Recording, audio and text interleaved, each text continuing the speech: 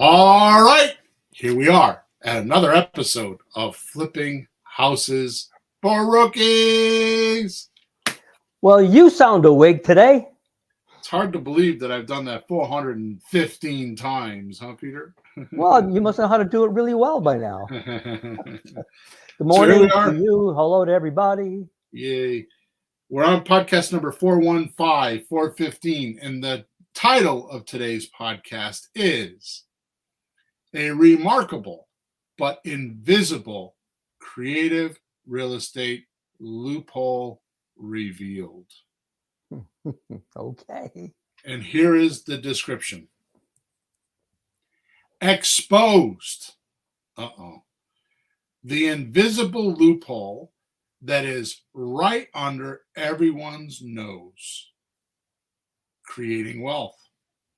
In a world where every guru out there is claiming to have the secret sauce, be prepared to discover the obvious that no one talks about.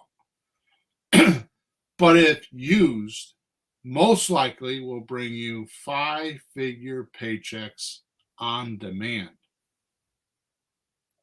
What if I showed you how to lock in your profits before committing to purchase? Would this eliminate the fear of getting stuck with deals that suck? And here's the kicker. This strategy isn't just for big players. In fact, it works better for rookies who want or need dough within 30 days. Also, I have seen others make quantum leaps with regard to reshaping some lives. Plus, this technique works in all markets. Actually, the hotter the market, the better. It is truly the ultimate equalizer in the real estate game. Be part of the elite group of investors who have been quietly amassing fortunes using this technique. But I caution you, this information is highly addictive. Once you hear it, you'll never look at real estate the same way again. Here we go. All righty. Okay, so a little bit of housekeeping in action. So obviously we record this podcast every Thursday morning, 9:30 a.m. Eastern Standard Time. If you would like to join the podcast or be part of the podcast, aka asking questions or be part of our conversation, you can go to, we live stream it on Thursday morning while we're recording it, and we actually upload it to the syndication sites, all the podcast sites on Monday. But if you would like to be part of the conversation on Thursday morning, you can go to Facebook. You can go to YouTube. In YouTube, you can type in Flipping Houses for Rookies, or you can also type in Creative REI Replay. It's on 2 channels there. And you can go to LinkedIn. And if you're on any one of those platforms, wherever they allow you to type, you go ahead and ask your question, and I will answer it if it's pertaining to the podcast. Don't forget to subscribe to us and like us and leave a comment. Also, if you have other questions further than the podcast, you can go to flippinghousesforrookies.com. Top right-hand corner, there's a support link that comes to Peter and I will answer, or Peter will answer your questions there.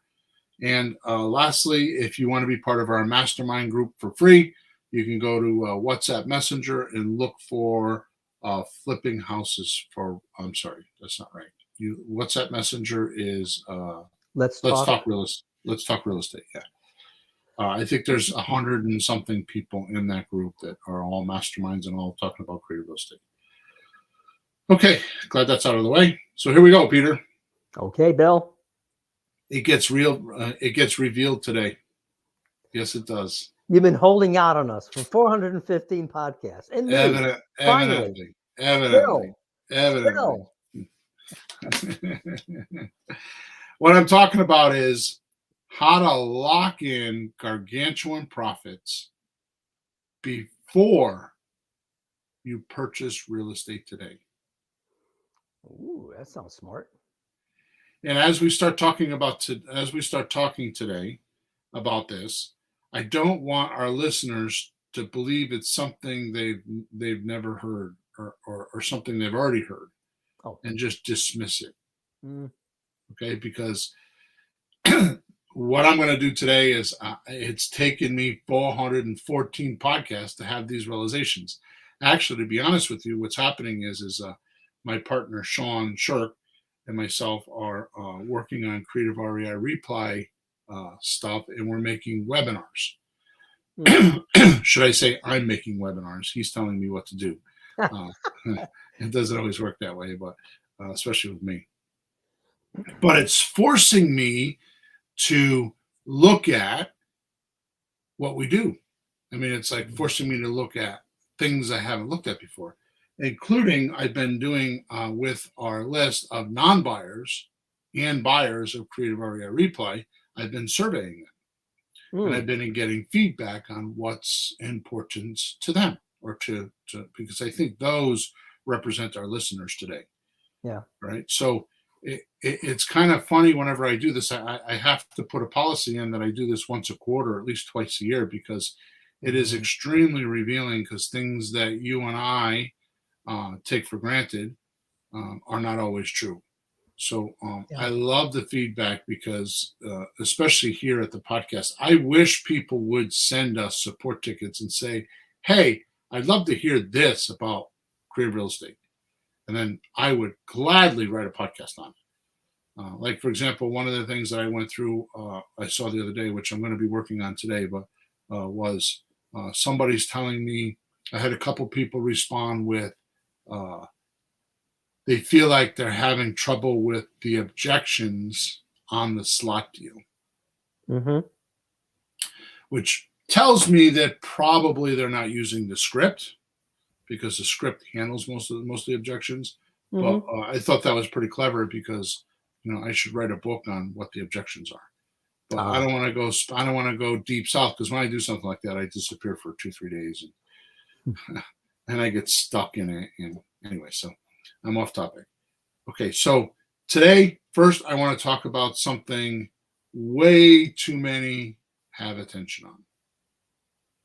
Way too many rookies or real estate investors have attention on. And that is getting money to buy deals. Oh. So if you've been on Bill's Planet, aka here on the podcast and then on my emails and in my webinars, and in creative REI reply, in our training, anything like that, right? You'll soon realize that that's not a big deal. But there are a lot of people that run into sellers that say they want all cash. Right. And what that does is it makes you believe that that's the only type of customer out there, is people that want all cash. Well, if I or you were selling, or anybody was selling something, what's the first thing we want? We want our hands filled with money right now. Like, why wouldn't anybody want that? But that's just a starting point. It's funny you bring that up, because when I used to own my dealership, I had a auto repair facility, gas station, and a dealership. I used to talk to my salespeople about this, because we would do sales meetings all the time, which, by the way, is where I learned how to deal with a lot of this objection stuff, because it was in the car business. Right? That sounds brutal. If you can survive that, that sounds like a training ground. I owned it for 27 years. But the point is this. I used to train my sales guys that the buyer only has limited knowledge, right? They don't understand the car business. So the only common ground is money. Like, they only know how to negotiate that. They don't know that they can change interest rates. They don't know that they can change term, the length. They don't know that they can change down payment. They don't know that there's other things to negotiate, because they're not trained that way, right? Sure. Makes sense. So what happens is they go after the one thing that they know. Yeah, how much? Right? Which is money. Yeah, how much? So I feel like that happens here in this industry, because rookies don't know that or I shouldn't say rookies. I said that wrong. I'm sorry. Buyers don't know that when the rookie's talking to them, or sellers don't know when the rookie's talking to them that there are other negotiating points, which is why 97% of people talk about money. They ask 97% of the people selling a house ask for money, right? Yeah. This is kind of like you have a conversation with somebody and you really don't know them, and you talk about weather talk, right? It's because the weather is common knowledge between you and everybody else. I mean, the weather is the weather. So you talk about weather because they don't know, like for example, what do you do for a living, Bill? Oh, I buy and sell real estate. Oh, you're a realtor. Sure. Right? That's their first thing. I didn't say that. I didn't say I buy. I said I buy and sell real estate. Realtors don't buy and sell real estate. So they obviously, first of all, have a misunderstanding of what a realtor is, because most realtors, some will personally, but they're not made to buy and sell. They're made to help the transaction, but not buy and sell. Anyways, right. So it's common ground. So what I'm saying is, often our rookies feel like getting the money to buy their deals is a barrier, right? They have a lot of attention on that. Sure. But today I'm going at this solution like we've never talked about it to date. Okay, because I just want you to hear what I have to say today, because I think, obviously I'm biased, I wrote it, but I think you're going to really understand it by the time we get to done today, right? I want our listeners to put the money aspect of buying deals into two buckets. Now, this is new. This is so I can illustrate how to think about, or how I think about it. I didn't realize it until, like I said, I've been kind of soul searching a bit, right? So all of our listeners after today should put money in two buckets when they're looking at properties. So one is an equity partner, and two is a debt partner. Wow, that's interesting sounding. Now, let me explain why I want to do this from now on. Okay.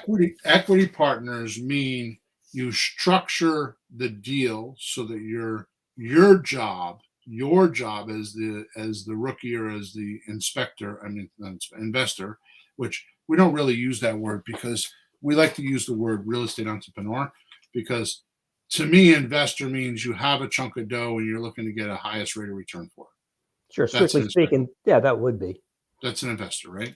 Yeah. Where a real estate entrepreneur is much more than the money, because a transaction, when you're doing a real estate transaction, it is way more than money. Money is the littlest piece of the aspect. And most use that as the hardest stumbling block, right? So what I'm saying is that I like to call us as real estate entrepreneurs, because we have all the available resources and knowledge to be able to get through the entire transaction. In other words, we're like glorified consultants, right? Right. Because it's everything. It's finding the deal. It's talking to the seller. It's making sure the seller gets everything they want. It's making sure the buyer gets everything they want. The money guy gets everything they want. You get everything that you want.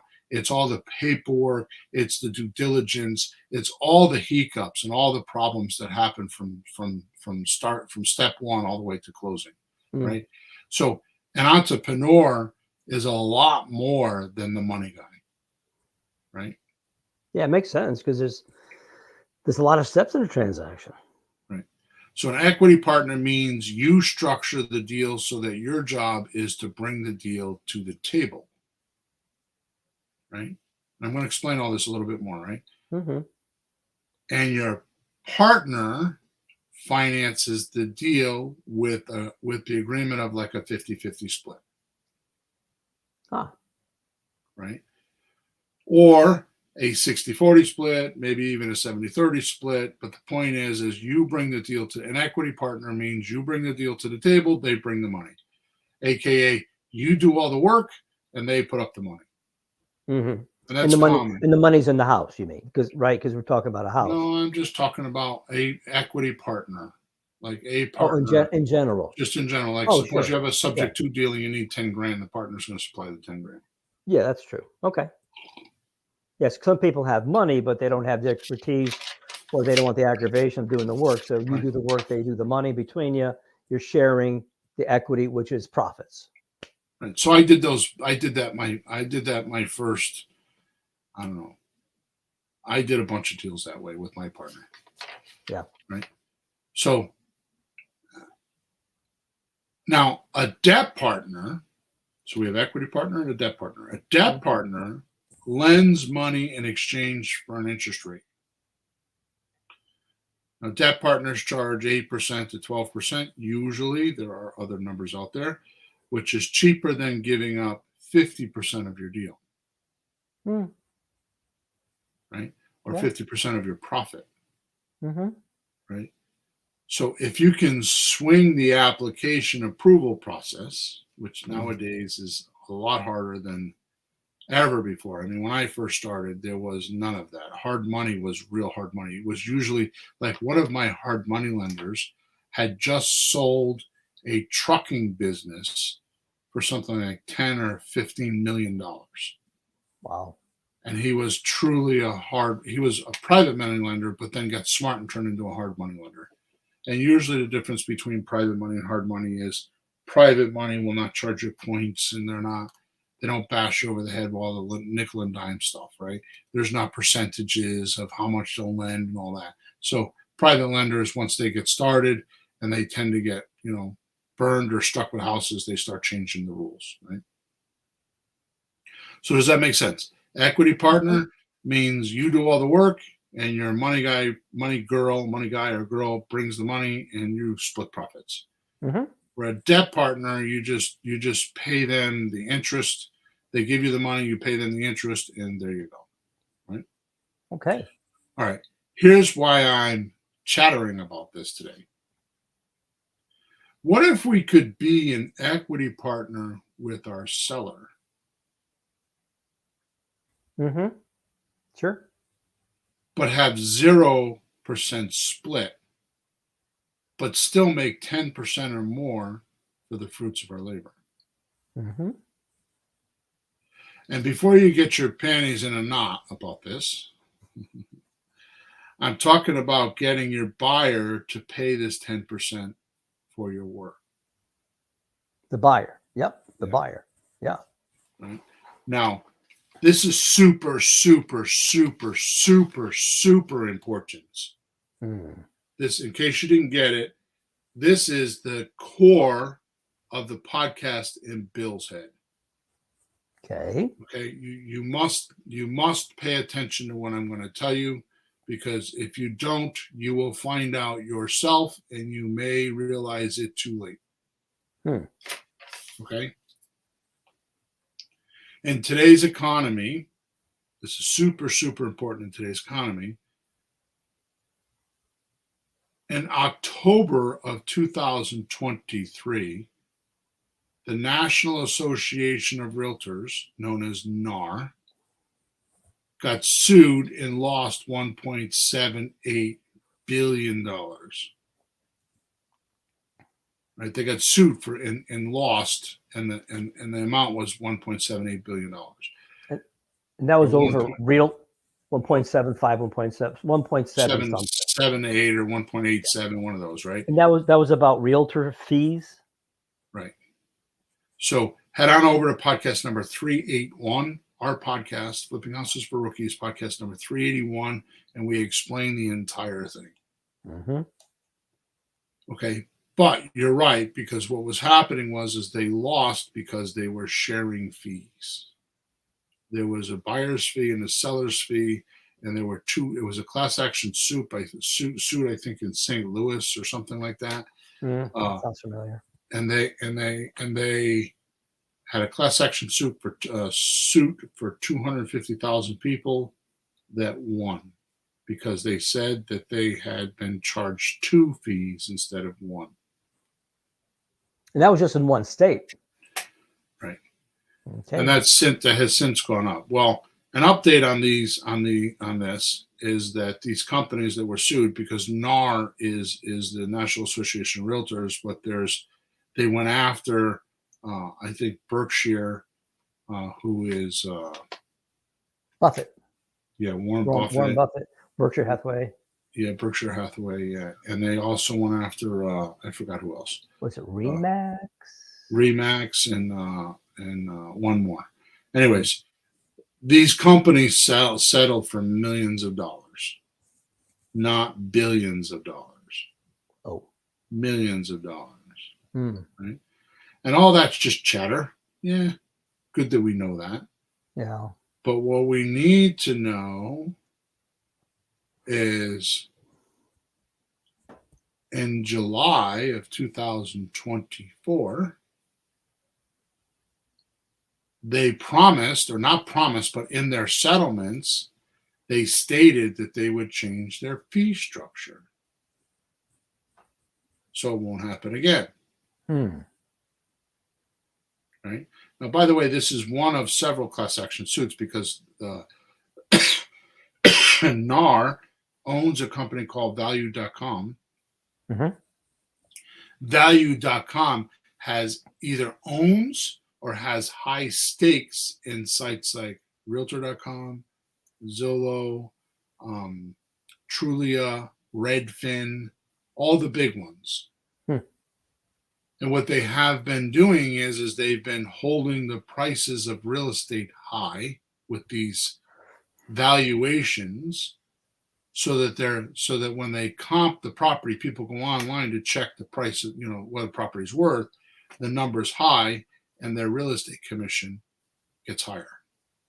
Oh, yeah. And the court has proven this. And they're calling it racketeering.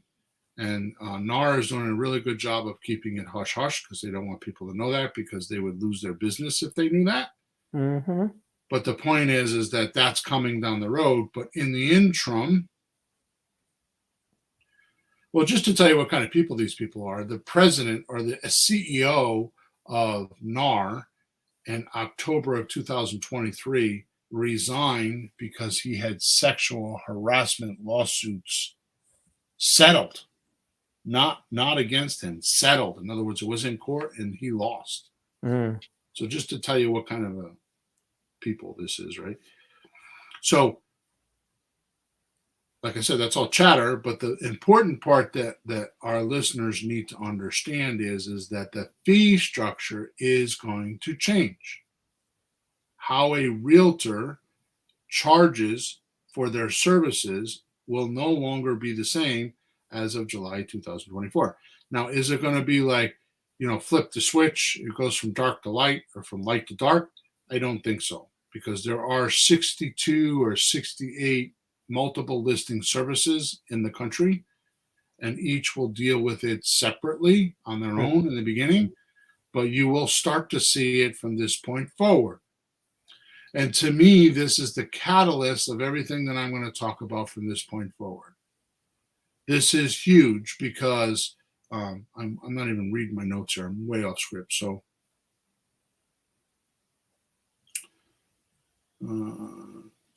yeah, when I was on my sabbatical for 8 months, right? That was end of 2023, beginning of 2024. I was at a resort, and that resort had national people from all over the country came here, all over the country. I made friends, several of them out of the country, and one of them was a realtor from Germany, and he was the one who enlightened me on America and real estate, because what he told me is in European countries, sellers do not pay commissions to sell their house. If the buyer wants to buy a house, they need to pay a commission, right? Because the seller has the house. Why would they want to pay a commission? He's like, it's backwards in the United States. It's like buyers pay for the commissions. So sure enough, I start asking around, and he was not the only one that told me. I met somebody from Italy. They told me it was the same way there, and there was one other country, Yugoslavia or something like that. One of those other countries, right? Yeah. And it was the same way. So I soon realized that, that's probably what we're going to do here, Mm-hmm. right? We're going to get the buyers to pay the commissions, right? So that's going to create an upset because we've had the seller paying commissions in the United States for the last 75 plus years, right? Now, there's a whole conversation, right? A whole podcast or two that we could talk about just that scenario of what that will do to our economy. I mean, just right off the bat, like how a lender is going to lend for this, right? I mean, right now, the seller distinguishes their price, which encompasses the realtor fees. It Yeah. encompasses the closing costs, which is realtor fees, which is inspection fees, negotiating fees, all the fees down the line, right? Sure. Are in, and they come out of the seller's end of the deal. And we know that's between 12 and 15%, depending on how savvy the owner is. Right. So if the seller's not going to pay the commissions, he could drop the price a bit because he doesn't have to pay that, right? For one thing. Right. And then the buyer's like, oh, geez, I got to pay more now. So it's got to even out somehow. Like the price goes down a little bit, the commission kind of makes up for it. Something has to happen. Because right now, technically, if the bank gives what the seller's asking, all that is encompassed in that number. Yeah. Yeah. Now what's going to have to happen is the seller's going to pick a number that doesn't have all those fees in it. And now the bank is going to have to change regulations based on what they will lend for and what they won't lend for. Right? That's not important. My point that I'm trying to make here is that we are on the cusp of real estate sellers recognizing the buyer will pay the commissions. Okay. Right. Mm-hmm. And that's my point today is that we've talked about this, but I'm emphasizing, I'm like putting a flag in the ground, like on the moon, I'm putting the flag in the ground and I'm saying, this is going to be what you're going to hear from now on. Well, right? It is July, so we should hear shortly what's going to happen because we haven't yet. So exactly. So here's my point. Realtors always sign a listing agreement with the seller. Mm-hmm. Right. Mm-hmm. Then, in fact, if you're a buyer looking to buy a property, they'll sign a buyer's agreement with you. They want to lock you in. Mm-hmm. Then they go find the buyer. So they say, okay, Peter, you want to sell your house? I'm a realtor. Sign this listing agreement. Right. Yep. And then I'm going to go find you your buyer.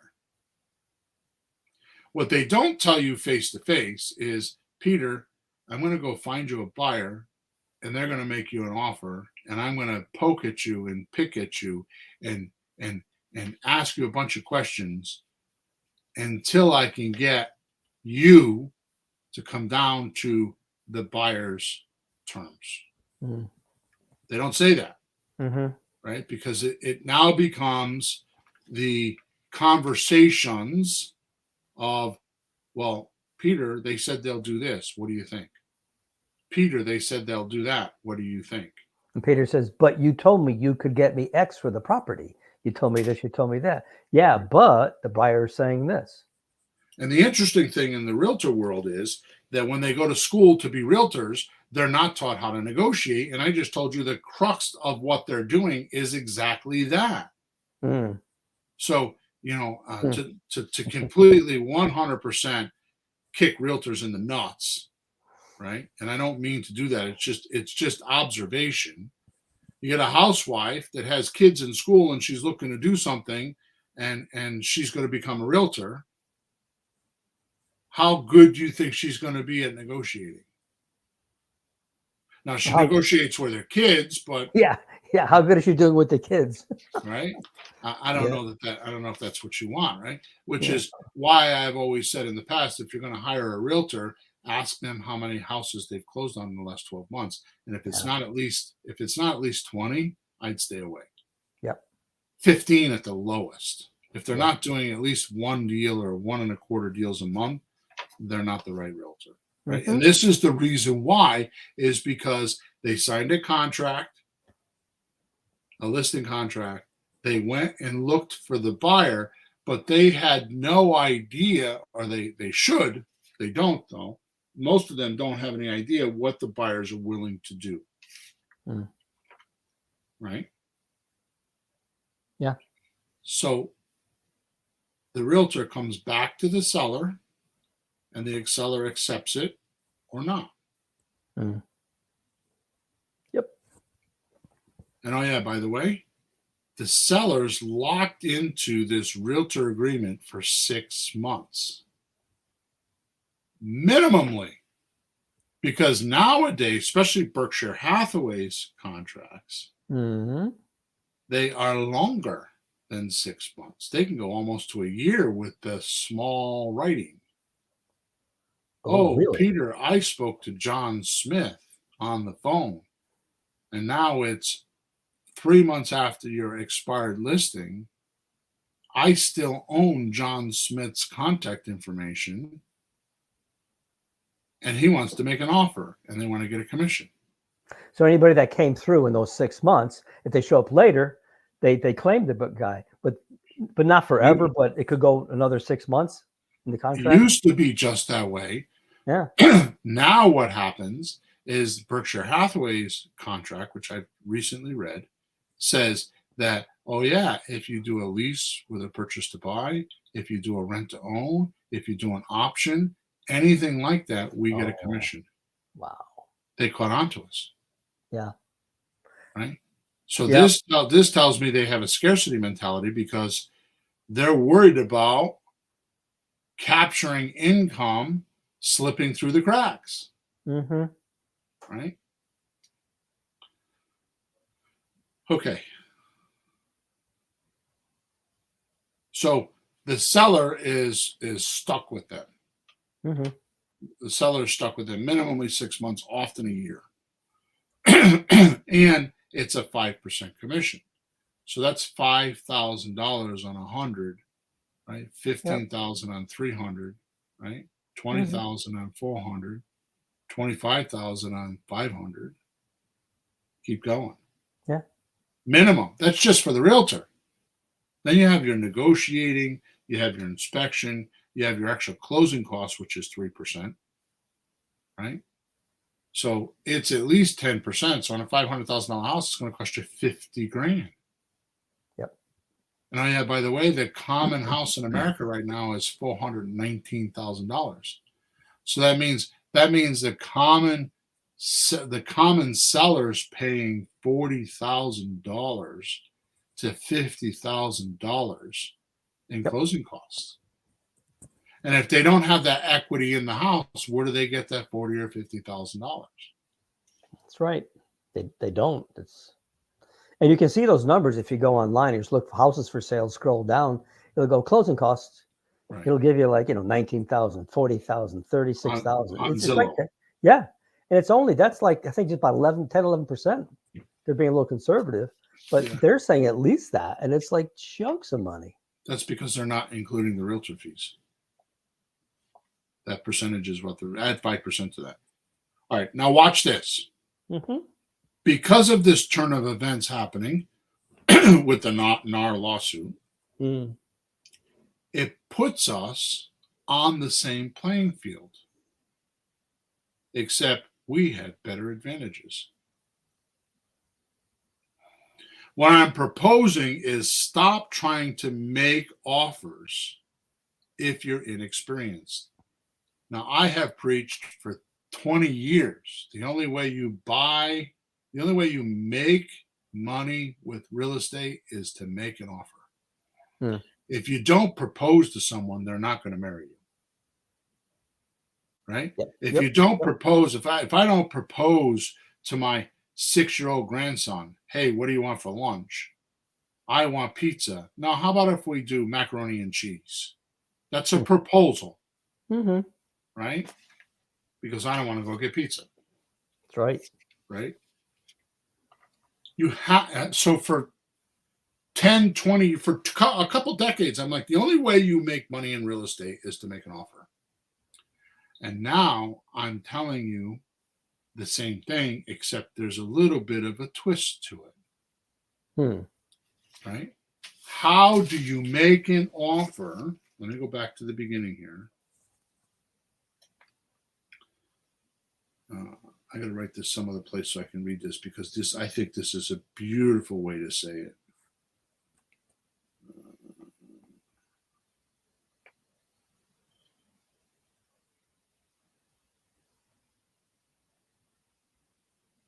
How do you lock in your profits before committing to the purchase? How do you make an offer and guarantee that you're going to sell the property and get profits? How do you do that? Yeah. Right? You have to take the risk and the worry and the uncertainty and what if, like a leap of blind faith. How do you do that? So here's how, right? Mm-hmm. You use an option agreement, right? Which means the seller gives you the right to buy without the obligation, right?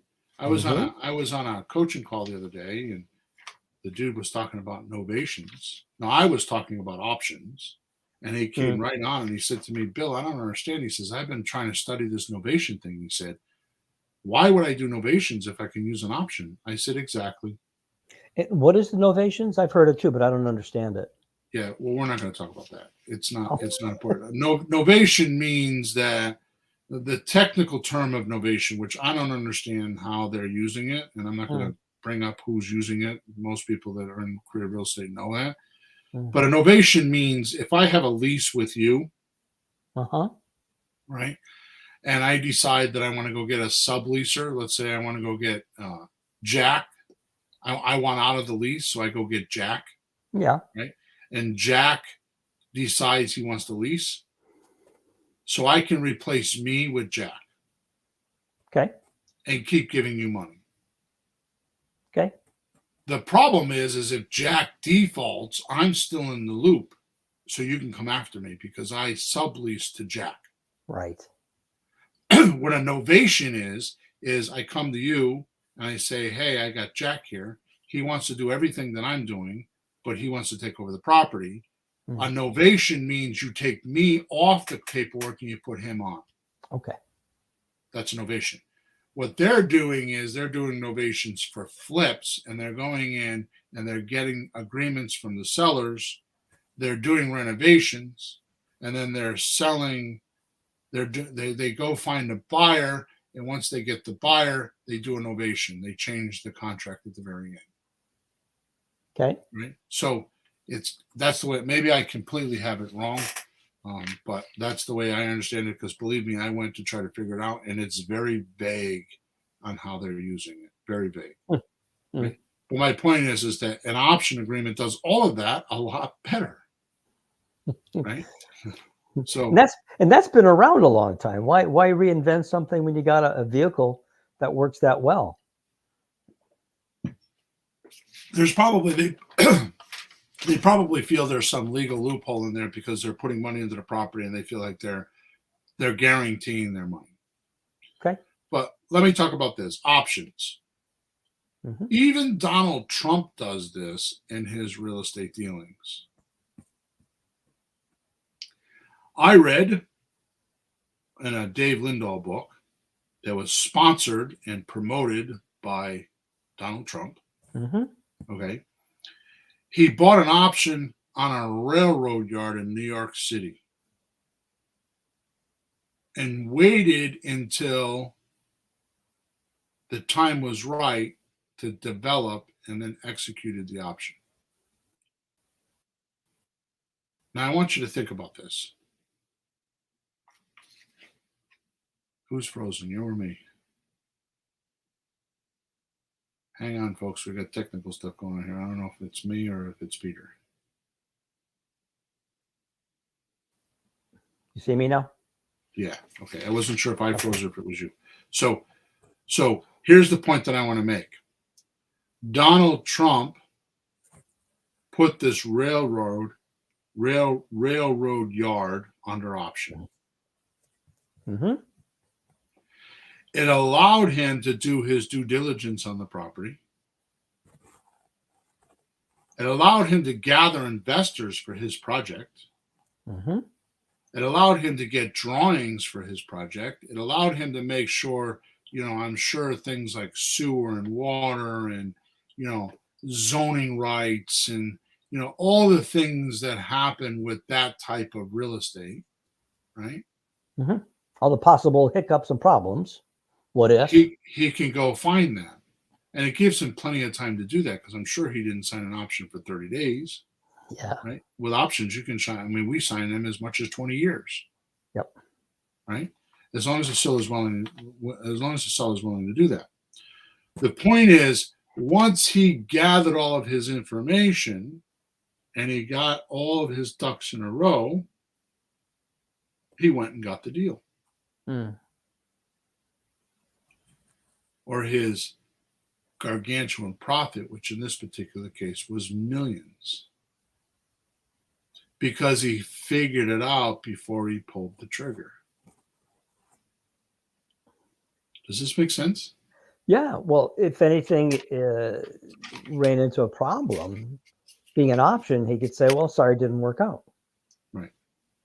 So my point, if his due diligence or the money or the contractors or zoning or whatever happened went bad, then the only thing he lost was his nominal option consideration deposit. I got to wonder what he puts down on a railway yard. Yeah. And you just walk away. Oh. End of story. No tremendous loss, just all upside. In other words, we use $100 on a $400,000 house. Mm-hmm. Here's my point: is the buyer decided my loss right from the start. I'm willing to risk $100. Oh. Right. I'm willing to risk $1,000. I'm willing to risk, maybe Donald Trump put, I'm willing to risk $1 million. I don't know what it was. Mm-hmm. But here's the point is, you are complete cause or complete control over how much you're willing to risk.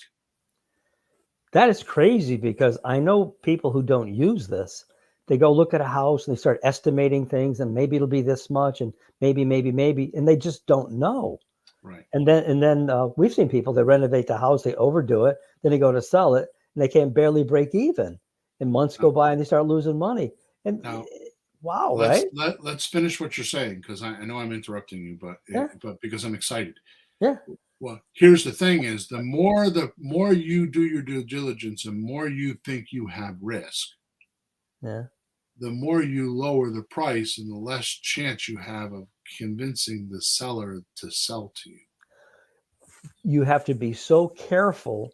Your deal isn't the deal. The seller goes, nope. I mean, you can't overpay for a property, obviously, but you can't underpay because they're going to say no. Right. What's the number that works that you're safe and the buyer and the seller's happy? That's now crazy. here's the interesting thing, right? Mm-hmm. Let's go back to the beginning of the podcast, right? And start winding down, right? Mm-hmm. It doesn't really matter if the seller wants all cash or we'll do a terms deal. Now comes the magic, or part one. Okay. With a terms deal, I don't know why I put part one there because I don't know that there's a part two. So with a terms deal, our seller becomes our equity partner for no split. On a terms deal, our seller becomes an equity partner. If they want their full price, we do what we call a slot deal, a sandwich lease option transfer, right? And get our buyer to pay us for our work. So if the house is worth $400,000, or say $300,000, because I know those numbers. Say the house is worth $300,000, and they're asking $300,000. We can actually show the seller how, if they don't sell today and they wait 3 years and do a lease option agreement with a buyer with no landlord obligations. Actually, I'm getting ahead of myself. We can show them how they can make more money. Right? See, if we don't, this is the part that is the big epiphany for me. This is the part of the podcast where Bill had so I saw stars. I got all warm and fuzzy, and I like melted in my chair. Okay. See, if we don't have houses to present to our buyers, we don't get paid. Buyers want a deal financed for them and will pay us to structure that deal for them. Then as the seller gives us more and more equity, we profit higher and higher. So even at full asking price, we're going to get our buyer to go, well, let me just keep going because otherwise I'll skip ahead now. So now if the seller wants all cash, then it becomes a debt partner. That's part 2. So part 1 is they're willing to wait 3 years while we go do a slot deal. 0% equity. So they become a equity partner for the simple fact that we're going to get our equity means how much somebody's going to bring to the table and how much it costs you. It's like a profit and loss statement. It's really profit. Yeah. Right? Yeah. So you subtract what came to the table. You subtract what you owe from what came to the table, right? The closing table, right? So on a $300,000 house, we can sell it for $320,000 because we could do 5% to 10% more, right? Yep. So we could sell it for a higher number and get the buyer to pay us, right? So we get the buyer to supply the money for the deal. Oh, I'm ahead. So that's a terms deal. So the equity partner is our seller. Yep. And we're getting the buyer to pay our fees or our profit. Right. And the seller gets some more equity because the deal has more meat in it for him. Even if he breaks even, you said $300,000 house, he owes $300,000. He's going to have to pay closing costs, but not with this deal. He would save the money he would lose and at least break even instead of losing $30,000. So he's doing better this way. So that's why you say sharing, because he does better, we do better. Right. All right. So let's keep moving. Yep. Because I think we're in trouble for time. So now if the seller wants all cash, he becomes a debt partner. Right? We get now pay attention to this. This is missed by a lot of people in real estate. I told you a debt partner is what? Well, you would owe him, like he lends you money, he lends you something, and you owe him. Right. So where would we find a debt partner normally? Well, we're usually talking people who lend money to us. Like right. So like a bank or a private lender. Yeah. Or so here's the part that confuses the living crap out of me. What? Why not get our buyer to supply the money in the deal? The seller? No. The buyer. The buyer. Yeah, we're looking for a debt partner, right? Oh, yeah. So why not get the buyer to supply us with the money? Oh. Right? Let them go get the loan. Let them go get a DSCR loan. Or let them go get a mortgage. Or let them come up with the money. This is what they do in wholesaling, right? Yeah. So you're talking about the person who wants cash now, the seller who wants cash now? So let me back up because I don't know what I'm doing wrong here. So now if the seller wants all cash, it becomes a debt partner deal. Because we owe him the money for the house that we're just going to sell. We would sign an option agreement with the seller. This is what the realtor does. Yeah. It's exactly what the realtor does. You go and find your buyer, and the buyer gets the money. Realtors don't go looking for private money and hard money and all that stuff, do they? No. The buyer brings the money. The buyer brings the money. So why can't you do that? What are you worried about money for? Your buyer will get the money. Well, if you use a realtor, it's going to cost 10, 12, 15%. If we did the deal, we could do it for 5, 8, or 10% or whatever. And we get to keep the money. So the seller gets cash, We owe them the cash, but just like the realtor, we don't own the cash unless we sell the property. We're not locked in because it's an option. So that's right. And we only have 3-month options, not 6 months. And we don't have all this stuff in the back end. But let's just do the real quick example, right? Yep. So you get a house under contract. A house is worth $200,000. Okay. You have a conversation with the seller saying, well, it's going to cost you 10 to 15% closing costs. Mm-hmm. They agree that 10%. You go over the numbers with them, which I'm not going to do today. Yeah. You go over the numbers with them.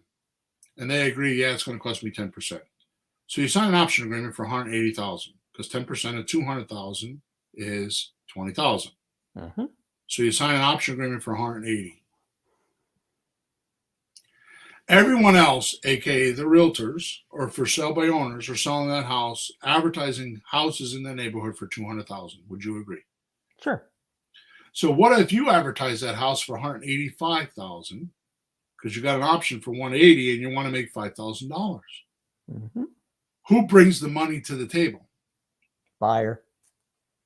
And you made $5,000 for doing paperwork and finding a buyer at a $15,000 discount. And if you're in a good market, which most people are right now, and has a lot of appreciation, you'll end up with bidding wars and end up with more than $185,000. True. So I don't understand why it's hard to find deals unless you have this philosophy. Because any deal works. If the seller wants all cash, then just sign an option agreement, explain the discounts or the closing costs that they're going to have to pay, get them to accept the contract with you. And oh yeah, by the way, when you do the option agreement, all the seller has to do is they can still get a realtor as long as it's after you. Yeah. If they already have a realtor, you can't do this. But if it's after you, you just tell them you have an exclusive agreement with me. And that if we sell the house, the realtor can't charge commission. So now the seller has two of us trying to sell the house, competing. If they really want to do that, I prefer not to do that. But the point is that they would much rather deal with you than all of that other crap that the realtors make them do. NAR makes them do it. It's not the realtors. Realtors are not bad. It's the system that is funky do. It's not the realtors. I have a lot of realtor friends, but the system makes them do things incorrectly. Right? Let me ask you something, Peter. Yes. If you wanted to buy a car, and the car was, and you wanted to use it every single day to go back and forth to work, would you buy a 75-year-old car? Nope. Why? Well, unless it was some crazy, well-kept, vintage, very valuable car. Well, I still wouldn't drive that one all the time. I wouldn't want to beat it up because it's too old. I want to beat the crap out of it. So if you're going to sell a house, why are you going to go to somebody that are using rules from 75 years ago? Right? Yeah. All right. The whole point is with an option, we lock up the rights to buy without the obligation, then bring it to the market and show the potential buyers. Right? Have the buyers. Now, this is good for virtual deals because I've heard so many people, but Bill, I want to start in my backyard and then I want to figure out how to do a deal or two. And then I'm going to go over and I'm going to do properties virtually. Except they never do a deal in their backyard because their backyard sucks. Unless they do it this way, right? But here's what you're going to do. Pay attention to this. You have the buyers do all the due diligence. So when you put it on the market, which, by the way, episode number 414, we gave you a list of 101 ways you can put a house on the market and do what I'm about to tell you to do right now. Episode 414 is all about that. We covered the top 20, and we gave you a list of 101 ways you can do that. Episode number 412 and 413 were 101 ways you can find these deals. So this is kind of like a little mini series of between 412 412, 413, 414, and 415. Mm-hmm. These are for the people that do not want to spend the money for creative REI reply and have it done for them, and they want to do it manually. Here are the manuals. You find a property, you get an option with a seller, you bring it to the market, right? It could be in California, you live in Connecticut. It could be you live in Connecticut and it's right next door. Mm-hmm. Point is, you're not leaving your computer. You get an option signed with a seller, you put it on the market, you have the buyer do all the due diligence. They'll tell you what it's worth. They'll tell you how good the neighborhood is. They'll tell you if there's crime, if there's baby slayers, if there's rapists. They'll tell you all kinds of things. They'll even tell you how many people have black cars if you want to know, or red cars or purple cars. I mean, these buyers know everything. Mm-hmm. They do all the work for us. Then they give us their offer. This is what I'll pay, right? You kind of got to give them guidelines, because all buyers want to put down $3,000 to $5,000 and pay $1,200 a month, which doesn't work. But you got to give them guidelines, right? Now that we've talked to the buyers, not buyers, plural, multiple people, you now have a good idea of what the market will bear for that property. This is no different than what the realtor does. Mm. Yeah. We then go back to the seller after we subtract whatever cut we want to put in the deal, and we say to the seller, here's what I could do. Mm. Just like what the realtor does. They sign a listing agreement, they go find their buyer, and the realtor signs a purchase and sales agreement, and that's their negotiating factor. So when we have an option, we have 90 days or whatever days, and there's a number on it, but we're not stuck on the number. We can change the number too, just like they do. If you've got 10 people that will be willing to pay you that number, then you're good. Just do the deal. Yeah. And if it's less, it's less. You tested the market. Yeah, we're not stuck with the number we write on the option agreement. Now watch this. I have found that we mark up our properties 5 to 10% if we offer financing, mm-hmm. or lease option to buy. And if they want all cash, we need a 10% discount, which is about what the closing cost would be if they were up for sale by owner. Mm-hmm. 15% if they use the realtor system. Okay, so how much does a realtor make? 5%. Oh, and how much do we make? 10. 5 plus 10. That's almost 15. So we could easily match what a realtor would charge at 5%. Yeah. Often we could push it to 10%. And of course, if we get below market value, it's more than all that, right? Mm-hmm. Last point. Realtors use the MLS to promote to their buyers. Yep. The MLS is a multiple listing service. Mm-hmm. Plus, they put a sign out front of the house. And if you read any articles about realtors, they will always, if they tell the truth, tell you that they get more leads from the sign than they do from the MLS. Oh, really? If you listen to podcast number 414, like I just talked about, we give you 101 ways to find a buyer or lease option tenants. So no lack of buyers if you do this. Real estate is made to take money out of it, not put money into it. This is a way to do that. This is because your seller already owns the property. The money needed to purchase is in the property already. And when you use our Grand Slam offer script, it explains how the seller can make $94,000 on a $300,000 house if they wait 36 months to get paid and not be a landlord. By the way, I've never done this before. I've always put it behind a paid wall. This is the only podcast and the only time I will say it, so the people listening will get a huge benefit right now. There are many that will not even hear this. But that script is in the description if you click on the link. Whoa. The seller actually feels foolish saying no to an extra $94,000 without the landlord by simply becoming the bank, essentially.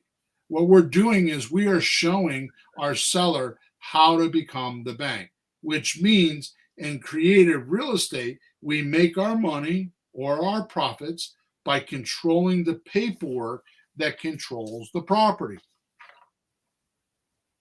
We don't make our money off of the property.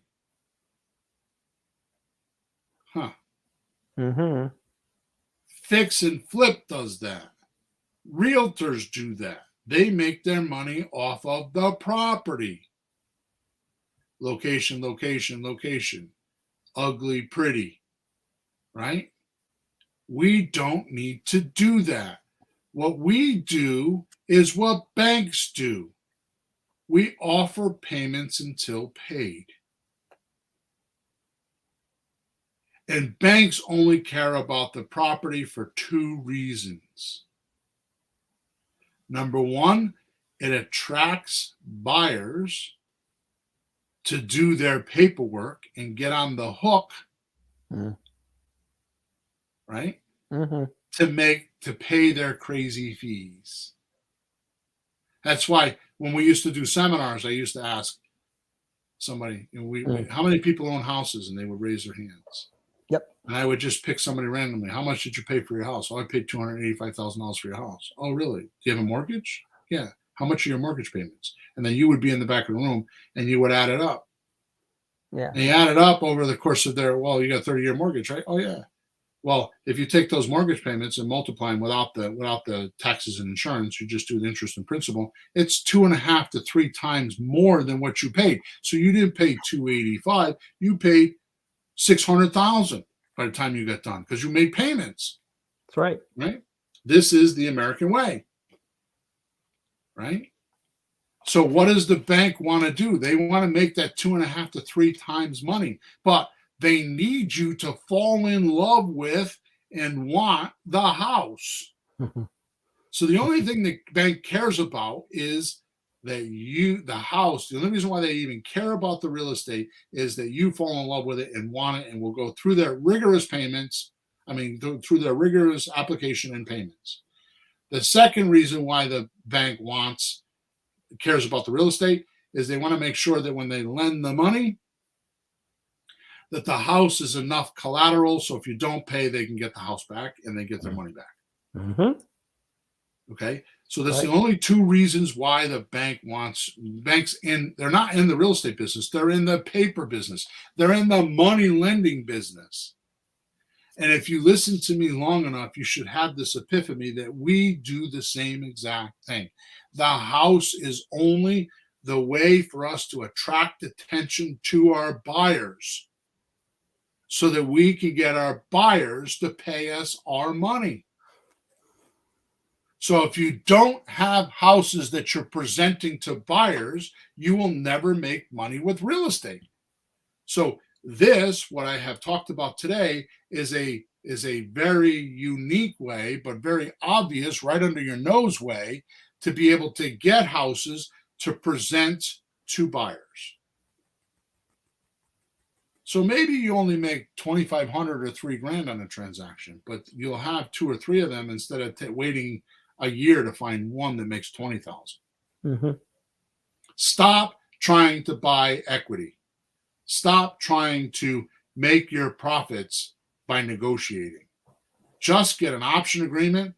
Do like the realtor. Have 5, 6, 7 houses on option agreements and wait for one to pop. Just like the realtor does on the MLS. They get 5, 6, 10 listing agreements, and then one pops and they get a paycheck. Why are you not doing that? Why are we not doing that? You and I. Oh, we're going to do it after the podcast today. You're laughing. Maybe you didn't hear my voicemail yesterday. I didn't. We have a deal. Oh, good. Yeah, I'll tell you about it after the podcast. We have a deal. So my point is that because of the NAR lawsuit, things are a changing. And this is gonna come into our fold where we used to be the third party, the realtors used to call us the alternative. Mm-hmm. We have since COVID become more and more mainstream. 35 to 40%. I don't have, these are just from my own personal interactions with many people. 35 to 40% of today's population that are buying and selling houses do it without realtors. The word is out. You don't need a realtor. They have their places, but they have a 75-year-old car. It's old, and it's great to have, but it's not something you would drive every single day. Yeah, it actually is 75 years, isn't it? Yeah. Exactly. You were making that number up. It's 1949 till today. Cool. I thought I didn't get that till just now. 75-year-old car. Yeah. Boy, that was a nice long joke there, Bill. All right. So, Chris, thank you. I saw you said that's interesting, and then he said that's awesome. He's tracking with us today. Thank you for being here. We're going to end off now. Thank you for all your support. Hopefully today is just as I promised at the end of my description, that you'll never look at real estate the same way again. So, you ever think about doing a recording, Chris? So I record every single one of my seller calls. If you're on my email list, I've sent out the last 3 days. I've sent out an email asking you to do a survey, which is a few questions. If you do the survey, I'm doing a live call next Tuesday night for deal strategies. I'll answer any question you want. And I give you 6 live seller calls. So if you're on my email list, you should go look at those emails and you should do the survey and you will get those live seller calls. There's 6 of them. And not only that, but I have one of them, a deal Peter and I did, which is a subject to deal that people tell me that they can't do subject to deals with lawyers. And I actually recorded my lawyer doing a subject to deal with someone that we did a subject to deal in a lawyer's office, and I recorded the whole thing. It's like 90 minutes. It's my lawyer explaining the subject to documents to the seller. Right. So there's not only are there recordings, but I also put in some of them. If I did like a prospect suspect form, I attach the prospect suspect form so you can see how I am taking notes as I'm talking to somebody. So it's all in that. If you're on my email list, which is flippinghouses4rookies.com, just go to all you need to do is go to a free stuff page and go there and just get something for free, and you're automatically on my list. Chris, because I sent it out the last 3 days, once you sign up, if you send me a support ticket, I will make sure that you because the emails were the last 3 days, and if you're not on the list, you won't see them. But send me a support ticket, and I will make sure you get it. Okay. All right, Peter. Thank you very much for your time again. As always, Peter. Peter has been a great influence.